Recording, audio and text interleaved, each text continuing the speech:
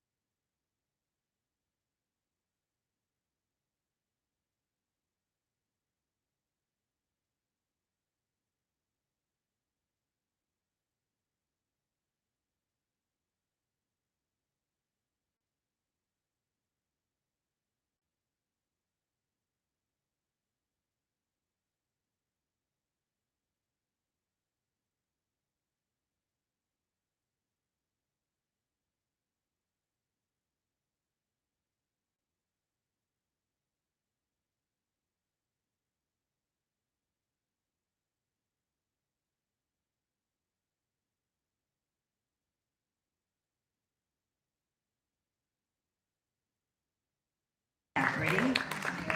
I especially like the blooming of each of the flowers and the uniqueness of each flower and each petal and each blade of grass is absolutely beautiful. But I want you to look around the room. Each one of you are blossoming and blooming and giving forth all that beauty and that fragrance of God. Because that's what we're here for. We're here to be that expression of love, that expression of joy, that expression of the divine. So good evening and welcome to Wednesday's Wisdom, where we practice the presence of Spirit. My name is Judy Chapman. I'm one of the assistant ministers here at the Center for Spiritual Living in beautiful San Clemente. And I am so delighted that you have all decided to come out this beautiful Wednesday night for this wonderful program we have for you tonight. Our practitioner tonight is Dave Freeman. Hold your hand up there. And he will be available after the service for about 15 minutes, because what we know as Science of Mind students, that prayer works.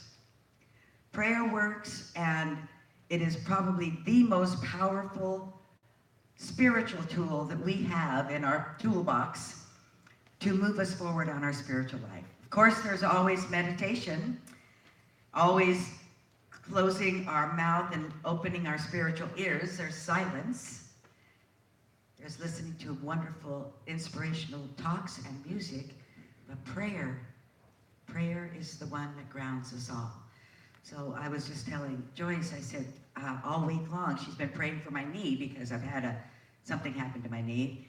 And I told her tonight, I said, well, I knew you were praying for me and I am healed. So I've got my demonstration right there. So no pain, it's so wonderful. So anyway, we're going to do a chant, and then the chant is You Are Not Alone, and then Dave will come up and open our service with the affirmative prayer.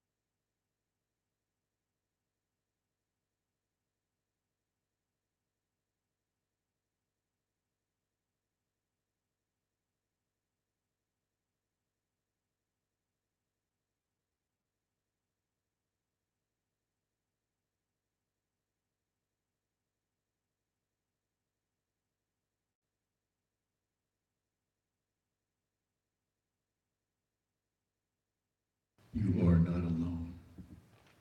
We are here as one together in the great spirit of who we are, which is one with all there is, individually and together. And it is in this beautiful space. I can feel it already. Everyone's alive. This is a beautiful thing. And I know that Spirit is right here and right now. And I know that everybody who is here on purpose. And whatever it is that got you here, that itch is being scratched. That knowledge is being gained. That perfection is being made even more, because we are as one with all that there is. I'm grateful for this evening. I'm grateful for everyone that is here, knowing that we are on purpose. Thank you. Let it be in its perfection. Nail it down with me. And so it is. Nail it down right. Good evening. Judy asked me to give a demonstration. That's a pretty good one right there. My knee used to hurt, and Joyce started praying for me, so now it doesn't. I have a business that is predicated on the weather, and the weather's been really, really good, but everyone's a little wigged out. It's gonna rain. No, it's not. But when I first started, I had this mantra that I would pray for, is that I am making money now and I'm doing so well that other people are also being prosperous because they're involved with me. It worked. And then what do we do when it works, right? Forget. Move on. Be grateful. So I started this again. And guess what happened? I got some work. I had a couple of people needed a couple bucks. I was able to help them out. It's a beautiful thing. It's an instant demonstration. There you go. Thank you. Thank you, Dave. Instant demonstration, that's what we love. So we're in the season for nonviolence, which started on January the 30th, and it goes for 64 days, and that is the anniversary of the death of Gandhi and the death of Martin Luther King Jr. So on these Wednesdays, during the 64 days, I like to share this days. This is day 9, February 7th, of what the lesson is for today, what the thought for the day. So the thought for today is dreaming. Martin Luther King Jr. had a great dream. Follow your dream, follow your heart, follow your inner light. We need men and women who can dream of things that never were and ask why not. George Bernard Shaw said that. And Robert F. Kennedy, there are those who look at things the way they are and ask why. I dream of things that never were, and I ask, why not? Why not? So today, I take ownership of my own dream for peace and nonviolence.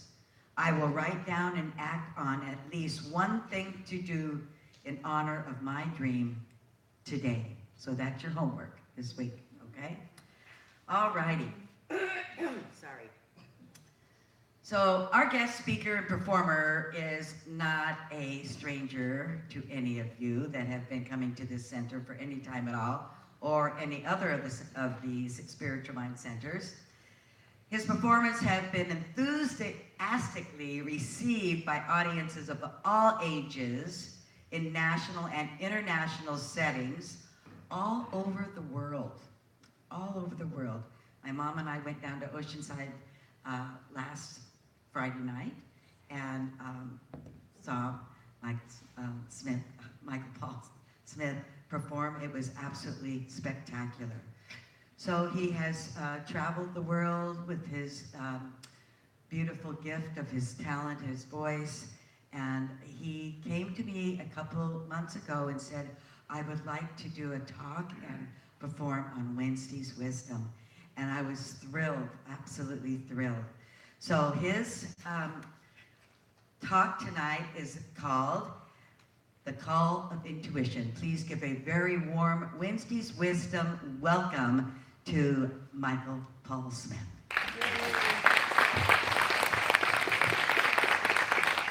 I thought I'd share what the things that make me the most comfortable and brings me the most joy in life, and that's singing and playing. So I wrote this little piece first, just it's kind of a meditation piece, and if you like, you can join in. It's real simple, and then I'll play for you one of my favorite songs.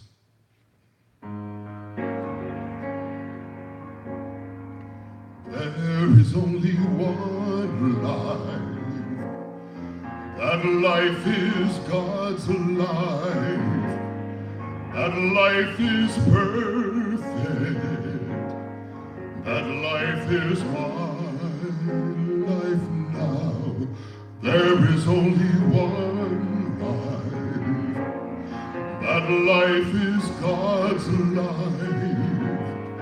That life is perfect. That life is my life now. There is only one life. That life is God's life. That life is perfect. That life is my life now.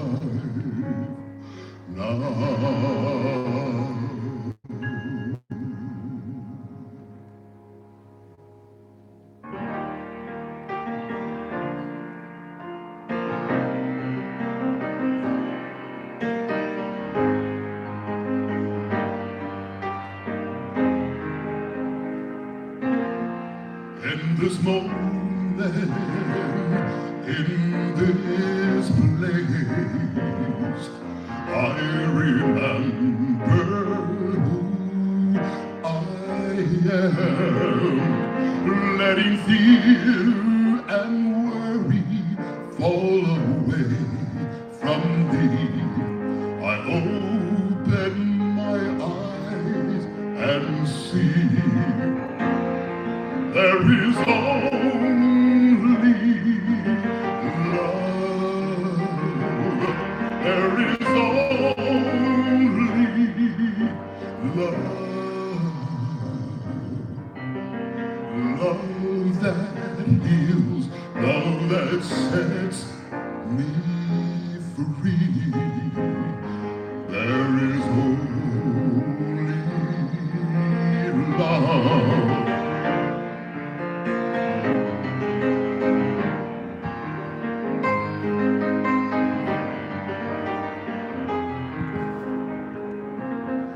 When I lose myself, when I feel I've lost my way, when I go inside and quiet my mind and hear Spirit gently say, there is only love. There is only love. A love that heals, love that sets me free. There is only love. There is only love. There is only love. A love that heals, a love that sets me free. There's only love. A love that heals, a love that sets me free.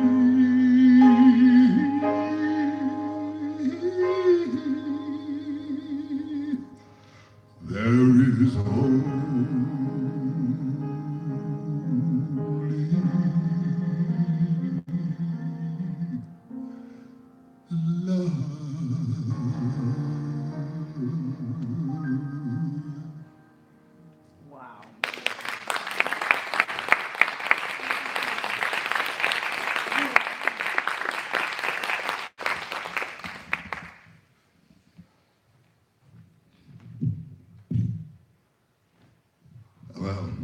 What a joy to be here tonight, Reverend Judy. Thank you so much for following me on my intuition.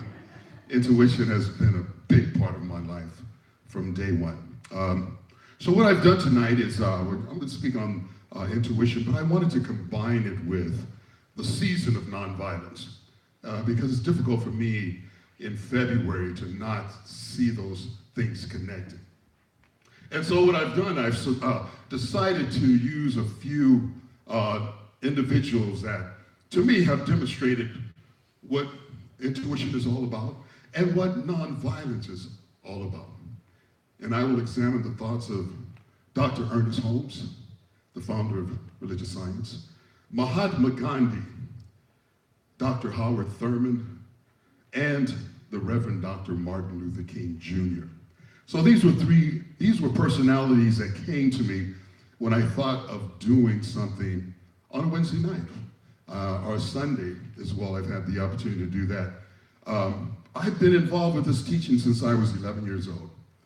And I thought to myself, at what point do you become also an instrument of this message? Song has always been my tool of doing it, but as I've gotten older, I think I've gotten a little wiser, perhaps, I don't know. But I said I wanted to share, I wanted to talk to people and share with them what I've received from that. So if we look at the definition of intuition, I went to Webster's dictionary, and it said, it's the direct perception of truth, fact, etc., independent of any reasoning process, which to me is mind. The state of knowing without having to discover. Instinctive belief, immediate knowledge of something.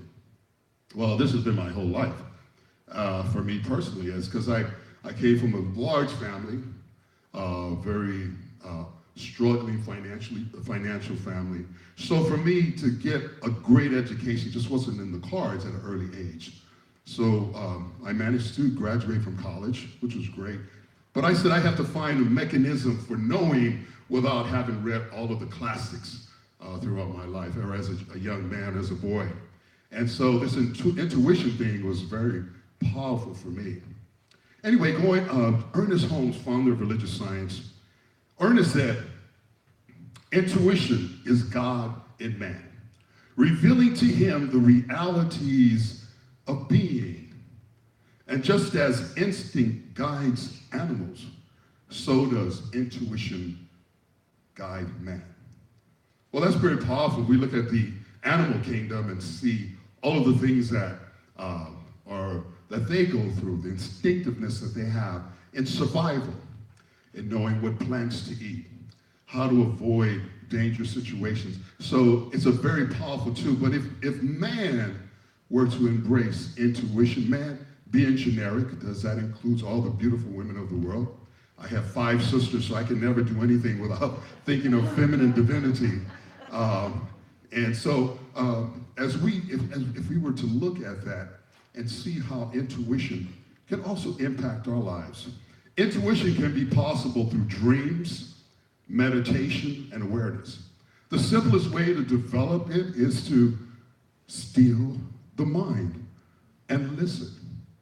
Well, we know that to be meditation.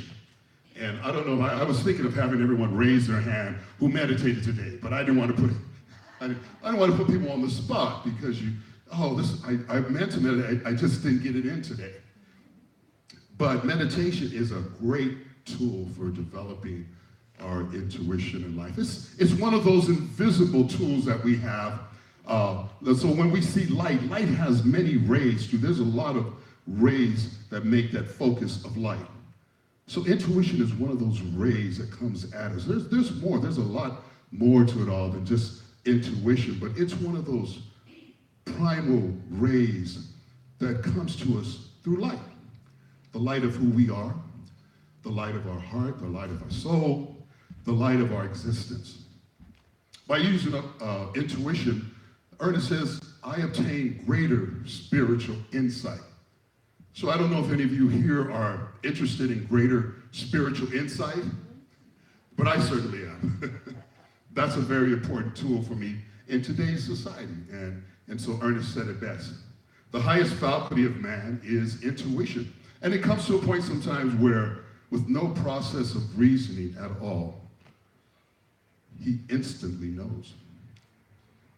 So we can use Ernest. He's a good foundation. He's a good takeoff point for me. I love Ernest. I love his writings, and he's just been a foundation of wonderful truth for me in this teaching. But then I also, for my input for the season of nonviolence, who best to look at than Mahatma Gandhi? Now, we could talk about him for a week and still not cover all the bases. But the essence of Gandhi, we know to be his philosophy of nonviolence. What I was curious to find out is that, first of all, he was the leader of the Indian independence movement against British rule. And they called him the father of a nation. And so when I looked at Gandhi, he was an attorney, went to law school, but he could not find employment in India. And so he had to go to, believe it or not, South Africa to actualize a career in law. And anyone who knows about South Africa and apartheid back in the early 1900s, it was pretty bad. So Gandhi decided, because of the injustice that was happening in the Indian community in South Africa. So how does intuition work? You go to South Africa to learn about equity in India. So that's kind of how spirit works, adding by subtracting, so to speak. Well, Gandhi truly understood the power of intuition. He first employed nonviolence as civil disobedience as an expatriate lawyer in South Africa. Here's a quote from him. "Nonviolence is the greatest force at the disposal of mankind. It is mightier than the mightiest weapon of destruction devised by the ingenuity of man." The ingenuity of man. We have a power. We certainly do, but if we don't use it for that light that shines within us, that divine light that shines within, well, we'll come up with destructive devices to use our ingenuity for. So we have to be careful. Another quote, I'm going to be doing a series of quotes on each of these men, because I think it really gives us the essence of who they were, their personality, and also the tone of their soul and their mission. You must be the change you wish to see in the world. Whoa. I used to think about that every day. And in my career in higher education, I was involved in the public higher educational system. Some days I would set off with a beautiful spiritual basis, done the meditation, read some inspirational words, and then something as simple as standing in line in the food court and someone being rude to me as they took my order would mess me up, just that quick. I mean, that's just that simple. I said, Michael, you've done everything except fast today, spiritually, to get yourself up, and someone may be having a bad day and you let that affect you. One of the things Gandhi said, and I love this, he says, first, they ignore you. Who likes to be ignored? No one. Then they laugh at you. Then they fight you. And then you win. Oh my gosh. Yeah, this is intuition. This is, oh my goodness, how do I go through that? All of those still persist. One of the things so many things in one's career to be successful is you have to persevere. You have to just hang in there. Even though things are not going your way, you think, but I love doing this. I love this career. And sometimes the people, you're discouraged, but you just hang in there. You let them fight you, let them ignore you, let them laugh at you. But ultimately, all of us know that have lived long enough, finally you'll win. And you'll come on top and you'll be that pure gold that's been tried by fire. India gained its independence in August 15th, 1947. It was about a 40-year struggle that he was involved with this nonviolence thing, and many times he would fast to the point of health risk and up to the point of death. And so it's so interesting. He made his transition a year later, nearly a year later, after he had accomplished his goal of independence for India. And it was by an assassin's bullet. And he had a premonition beforehand that people said, well, Gandhi, these dignitaries want to meet with you on Wednesday. And he said, I'm happy to meet with him if I'm still alive. And he was determined. He said, if I die, I want to say, praise God, as I'm dying. So when the guy shot him 3 times in the chest, he said, praise God, before he transitioned. This is the intuitiveness. It's kind of hard. So in show business, you know, you got to give people a little bit of the good stuff, but you got to give them a little bit of the stuff that's, you know, their Achilles heel of life.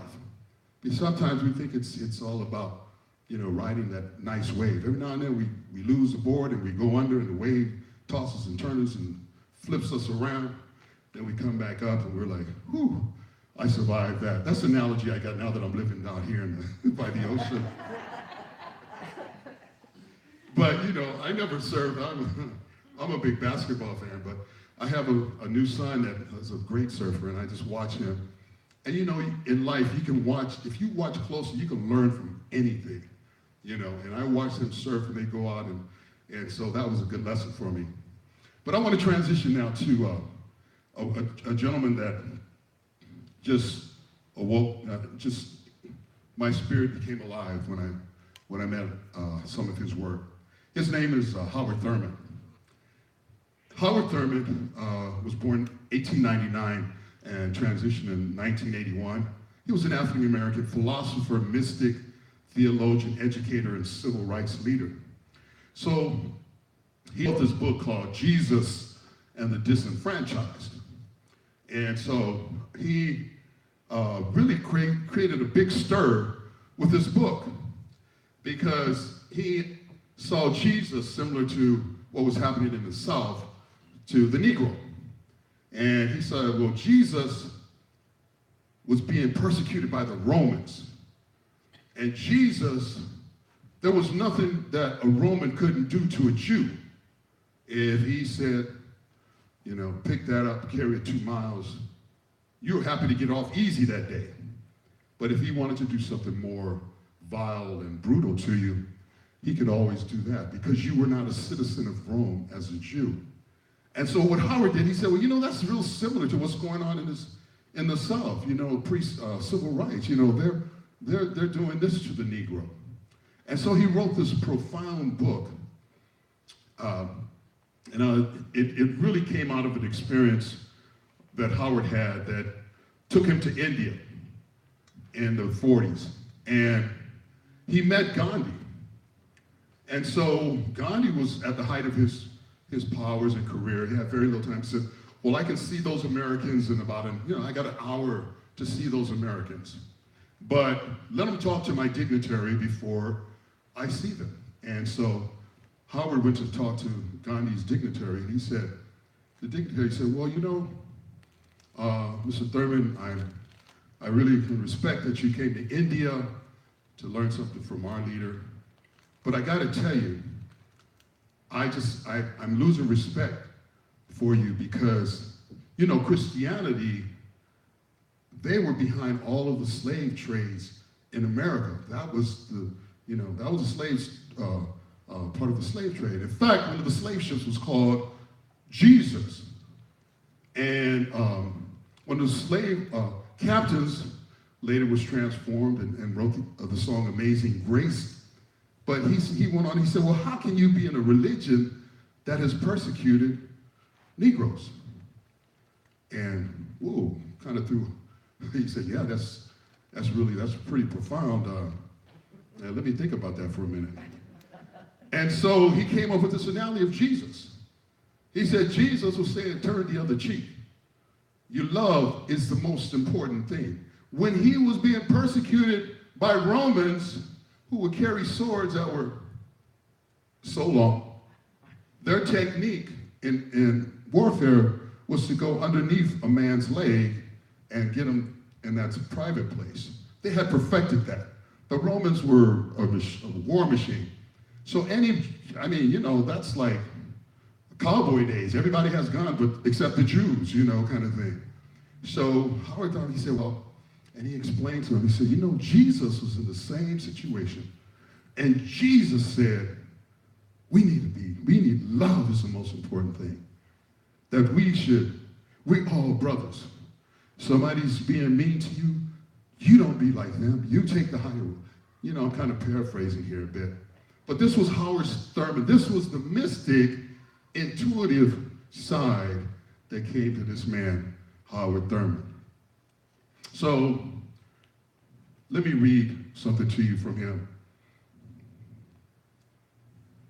Also in that conversation, when he finally saw Gandhi, Thurman said, well, Gandhi, what message do you have for me to take back to the United States? And Gandhi said that he regretted that he did not have enough time for nonviolence to be more visible, a visible practice worldwide. But it may be through the Negroes, Howard, that the unadulterated message of nonviolence will be delivered to the world. Well, so it just so happened Howard Thurman was a classmate of Martin Luther King Sr. at Morehouse College in 1919. Him and Martin Luther King Sr. were buddies, good buddies, probably the same fraternity or what have you. So Howard grew up seeing Martin Luther King as a kid, going to dinners on Sunday, conversing with his father, seeing this little boy with immense enlightenment over the years. In fact, Howard became the only dean of students at a predominantly white campus. He was the first, and was Boston University. And where did Martin Luther King get his PhD? I'll get into that more. Boston University. So here we see the connection of, once again, our intuition. And if you had more background on Howard, you would see that he came up growing up in a very segregated community in Florida and went to Morehouse to get educated because his grandmother was a slave. He was raised by his grandmother. Any grandmothers in the room? Yeah. Let me tell you, just a quick note. In slavery, grandmothers were king. And particularly because the mother, if she had any kind of look about her, forget it, she was concubine. The father, of course, he's working, you just working and you don't have any control over your kids. And then who's left? Grandma.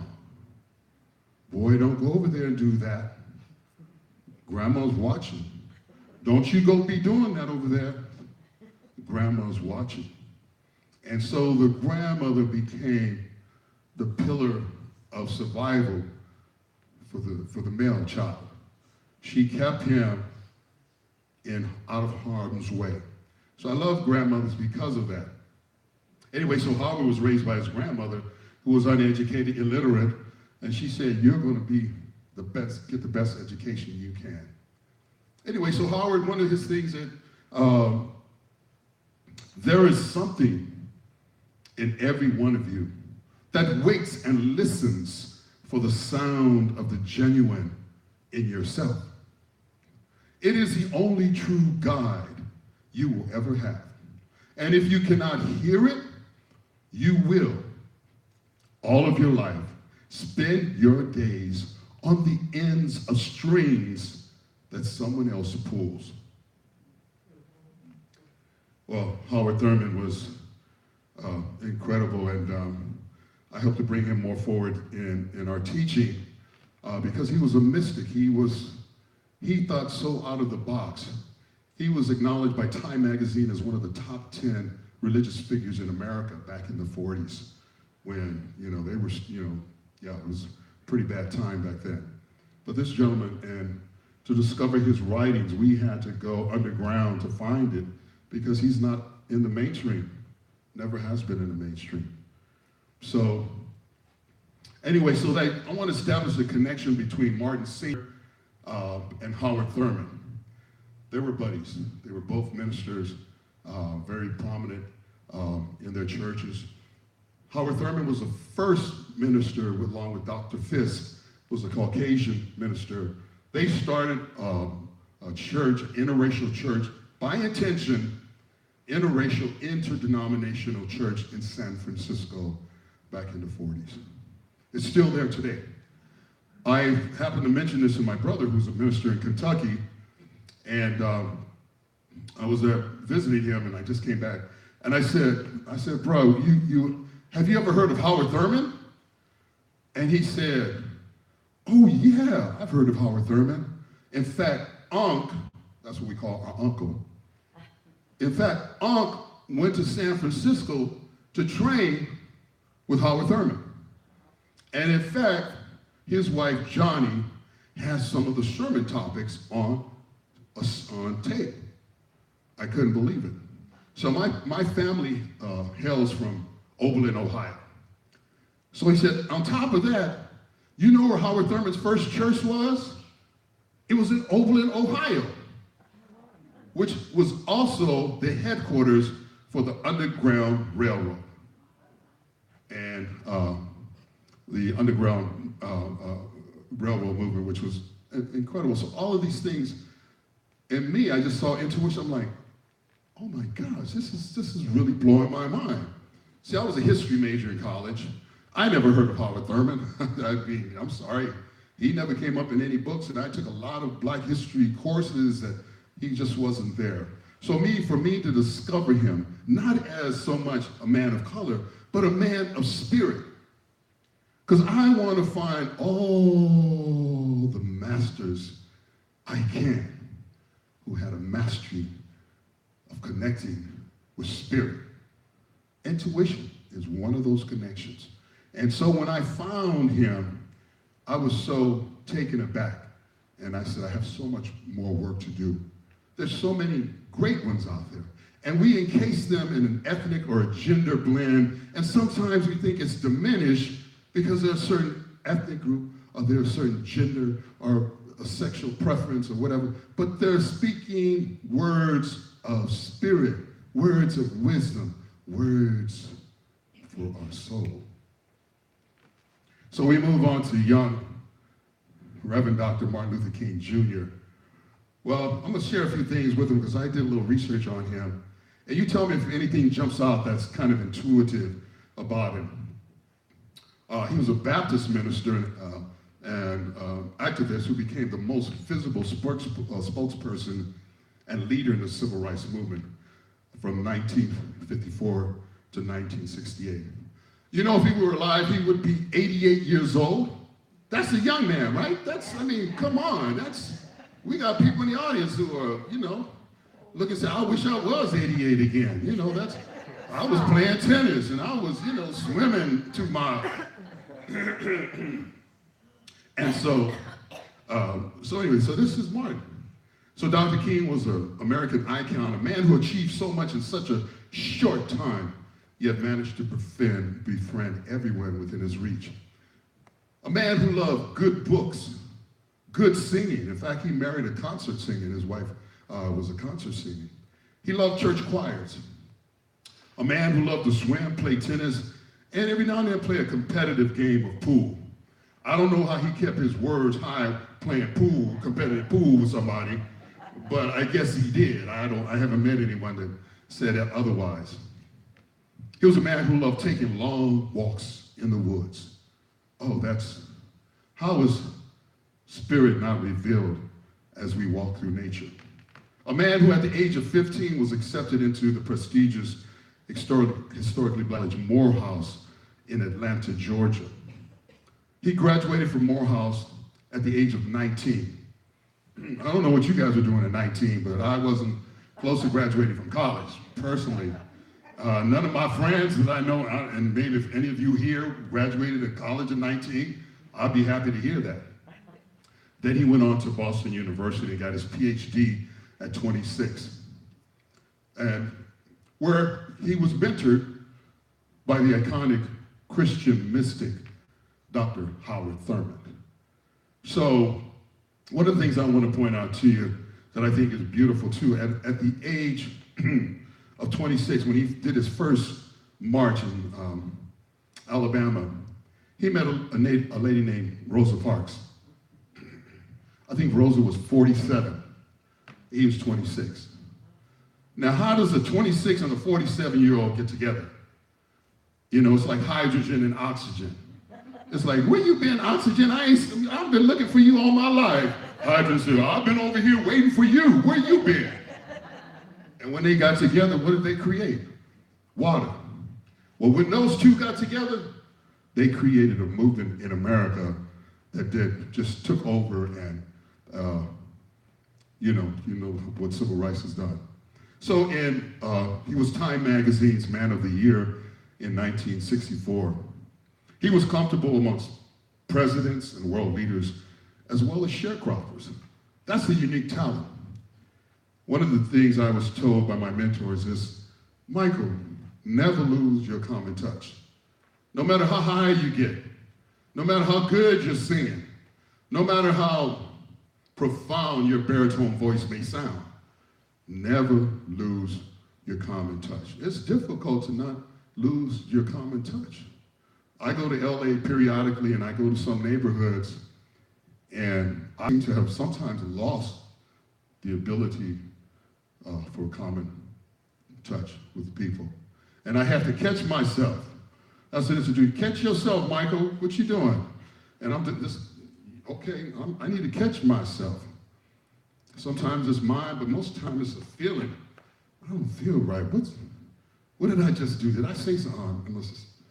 I just totally disrespected that Korean lady in this. Oh man, what? How did that happen? I'll go in and say, hi, I'm sorry, did I? No, you okay? No, we good. Oh, we good. But I love that. So I go places where I'm not, people don't know me.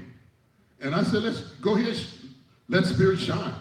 Let me see what you got, Spirit. If you're really about this, let's see what you got. Well, at 35 years old, he was the youngest person ever to receive the Nobel Peace Prize for his work in the Civil Rights Movement. 35 years old, getting a Nobel Peace Prize award. This man is just incredible. He became one of the great orators in American history with his famous speech. We all probably heard it, I have a dream that one day, you know, people will not judge my kids by the color of their skin, but by the character of them. And then the other one is one of my favorites, is in Washington, D.C. in 1963. There was another one that he said, I have been to the mountaintop. Well, we know in metaphysics, the mountaintop is mind, connected with heart, mind. I've been to the mountaintop because now I'm living in harmony with my heart and my mind, and my deeds are in alignment with one another. And I'm on the mountaintop. That's when and I'm going to share a little bit of that with you. But here's another quote by Martin. Darkness cannot drive out darkness. Only light can do that. Hate cannot drive out hate. Only love can do that. I've decided to stick with love. Hate is too great a burden to bear. Sometimes, you know, in a relationship, you get like porcupines, and you get close and you stick each other, and you got to run back for cover. And you have to remember, some of us know what that's about. You know, you have a loved one, and we know each other too well, and, well, I'm not having a good, and you might say the wrong thing, or you didn't get the coffee soon enough, or they didn't get the tea or soon enough. And so, you start getting these funny feelings, but you just remember, hate is too great a burden to bear. Don't even go there. Stick with love. Stick with the love. Well, we must learn to live together as brothers or perish together as fools. That's That's a profound one. Then I found this awesome one the other day. I was doing a presentation just on Martin, and I found this quote. He said, "We may have all come on different ships, but we're in the same boat now."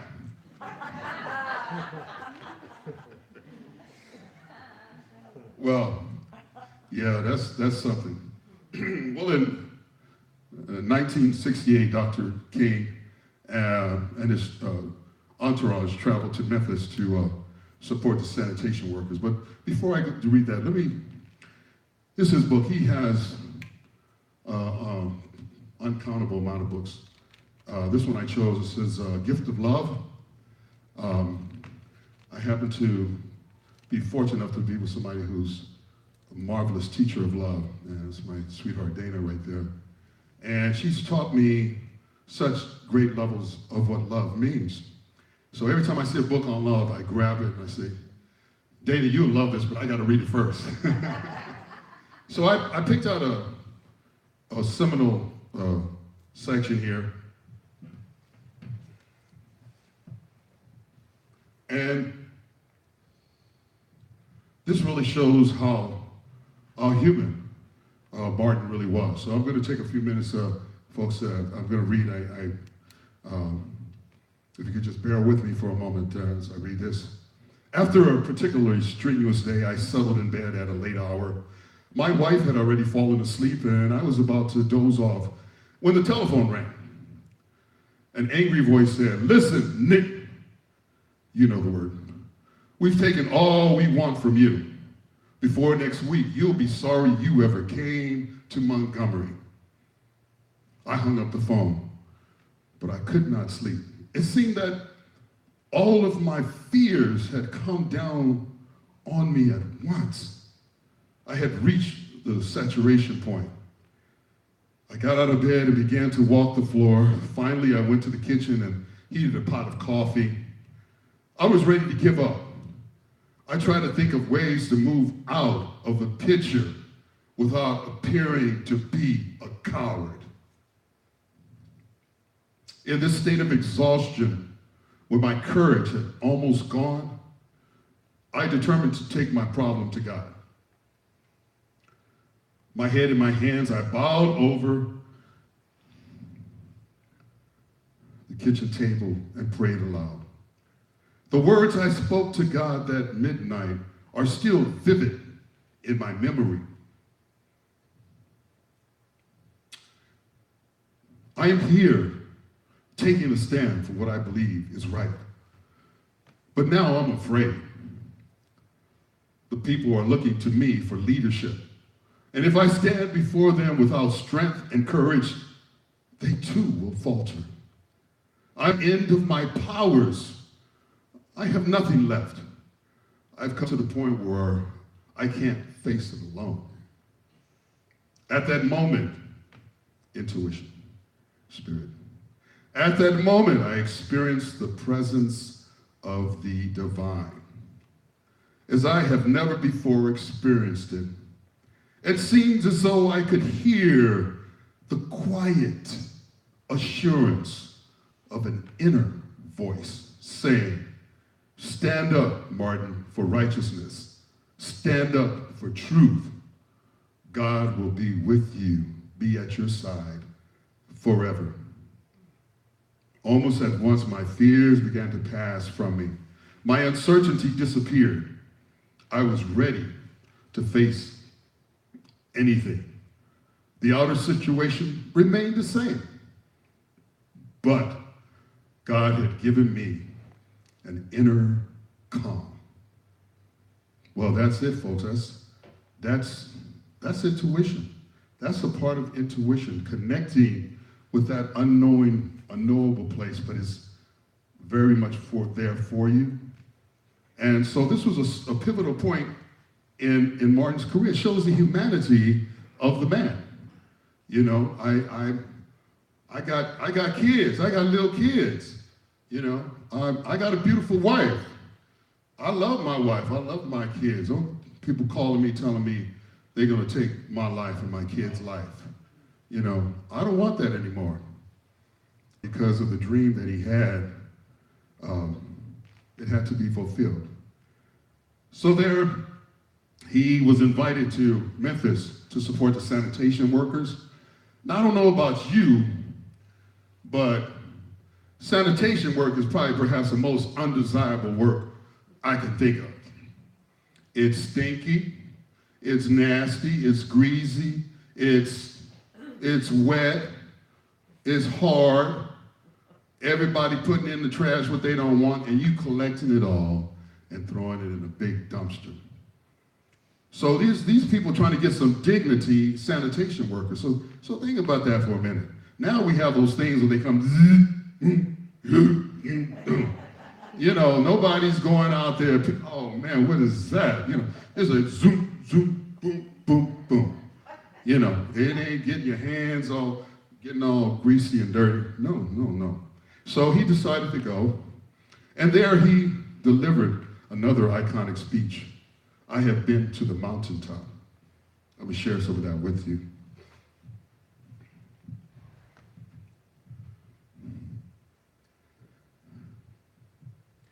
Well, I don't know what will happen now.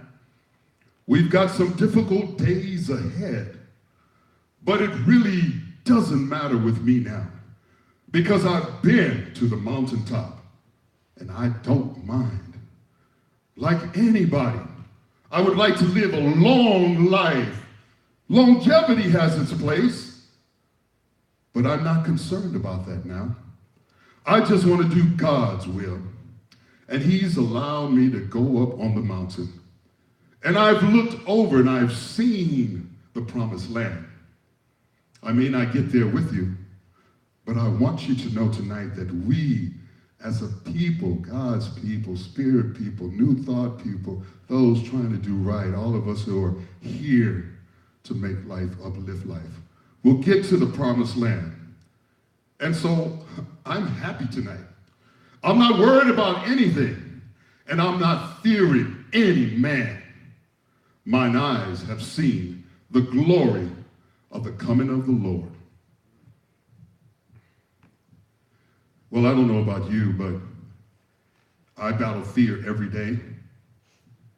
When I walk out the door, there's something that's going to try to make me feel fearful, whether it's in my own mind or my own imagination. So as a man, to not have fear as I walk in the world is a very powerful thing. And I talked to Dana, we have these discussions, and she said, Mike, I know I'm a woman. And sometimes I'm in a situation, I'm not as strong as other human beings walking the planet. So sometimes I feel a little fear. And so we just like, fear, isn't that terrible? I hate to feel fear. I hate that what it does to you. You know, so particularly if we're not in immediate danger, you know, we're just walking around and feeling fearful. Oh, to be afraid. There goes somebody, oh, I'm afraid. And just having fear. So I just want you to know, you can release the fear. There's no reality in fear. And what's the acronym for fear? False evidence appearing real. And we have to remind ourselves. And it's a daily thing. It's like someone, Alcoholics Anonymous, some of those thoughts are habitually there. They're habitually there. They may have formulated at a young age, or we got them from our parents who were trying to protect us, or who knows where it came from. And so all we need to know is we can release those fears and step into a higher knowing and let intuition guide us, give us the answers that are within us. Well, less than 24 hours later, Reverend Dr. Martin Luther King Jr., he was shot on the balcony of his hotel as he waited for his friends to go to dinner. He was 39 years old. Well, this was actually the first time that Martin ever stayed in a motel. When he came to town, I'm staying with Reverend Heather when I'm staying with Reverend Judy. She's my sister. Nobody put him in no motel. What's that about? He never, ever stayed in anybody's motel. And this particular night, there he was.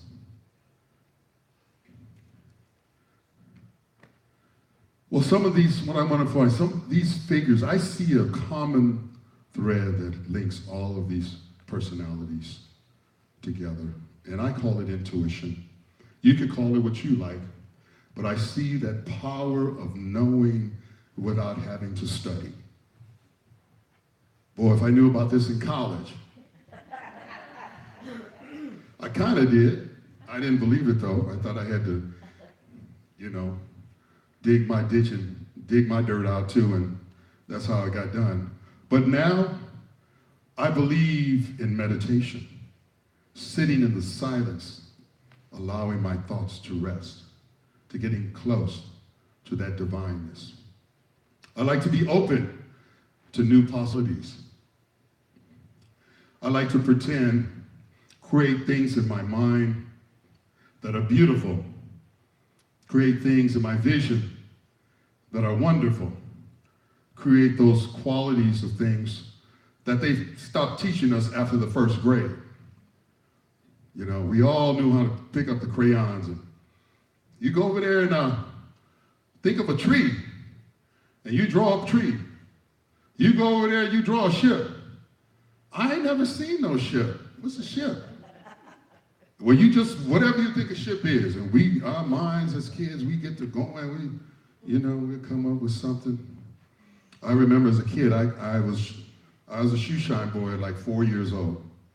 I had 3 older brothers, so they would take me, and everybody thought I was so cute. So I said, I want the cute one to shine my shoes. And, okay. Well, he don't know colors, and he can't read. I said, y'all, that's cold. Why are you guys doing that to me? Don't worry about that, son. Just shine my shoes. And I open up, I match the color.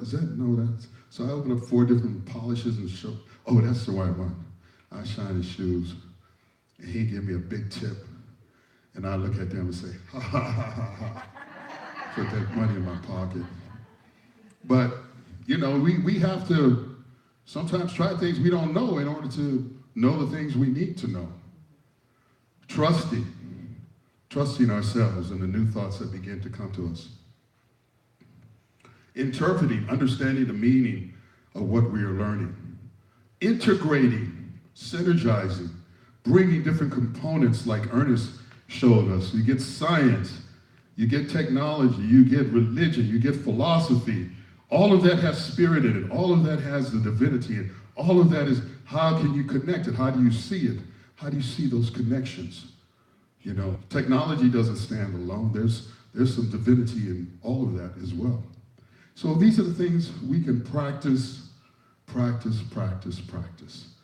want to do a talk on imagination because even though we're using it, no one knows how to exercise it really. How do you exercise your imagination creatively? We're using our imagination all the time, but how do we use it creatively? And so these are the things I want to do and share with you. So finally, I'm going to conclude my presentation the way I opened it, with a song.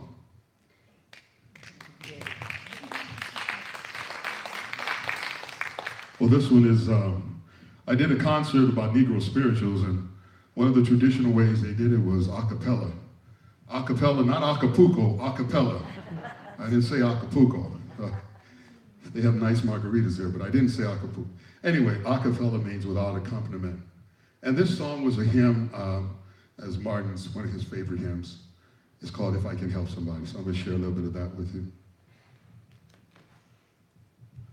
If I can help somebody as I pass along, if I can juice so somebody that they're traveling wrong, if I can show love's message as the Master taught, then my living shall not be in vain. If I can do my duty as a good man ought, if I can bring back beauty to a world abroad, if I can spread love's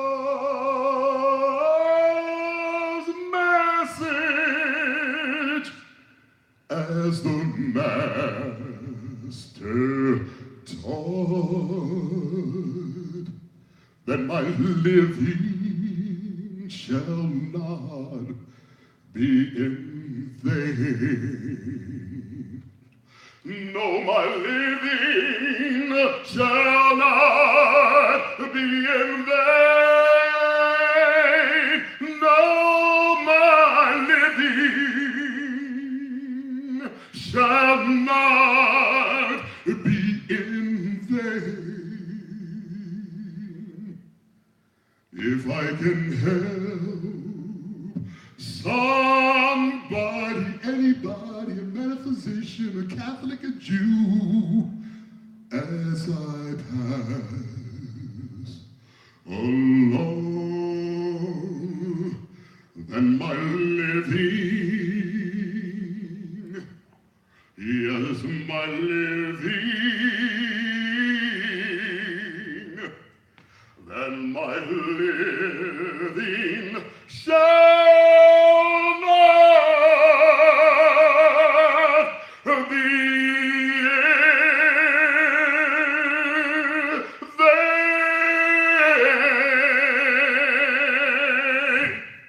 Wow. Thank you, ladies and gentlemen.